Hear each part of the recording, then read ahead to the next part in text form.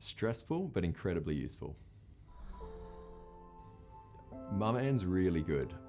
The fact that she's able to give birth not only just in a normal situation, but sort of simulate those emergencies, the abnormalities when things go wrong, I think it's probably as close to a real birth as is possible. So my name's Rhys. I'm a fourth year medical student at Western Sydney Uni. So over in the hospital, I've been in some real sort of emergency situations, and having done the simulation beforehand, it sort of prepares you for the organised chaos of an emergency situation. With the simulation that we did, we started off, just with 3 of us in the room. It was progressing like a normal birth.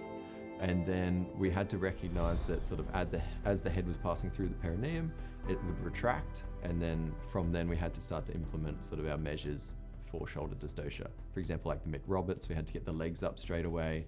You could simulate like an episiotomy. You could sort of start to do some internal manoeuvres, like wood screw, that sort of thing. That was all really useful to be able to practice. That's just not something you'd be able to do in the real situation as a student. I think doing something in a completely stress-free environment is great when you're initially learning, and then having that ability to ramp up the stress sort of will get you as close to being ready for the real thing as possible. I think having a MamaAnne that's capable of talking has really helped, because in simulations I know a lot of times students will get tunnel vision on just the task they're doing and forget that you are dealing with an actual patient here. So with MamaAnne, how she's able to speak, it's really good to ensure that you continue to have that clear communication, that dialogue, and let her know what's going on. It's really good practice for the real situation. I think it's amazing that MamaAnne's available in a rural setting.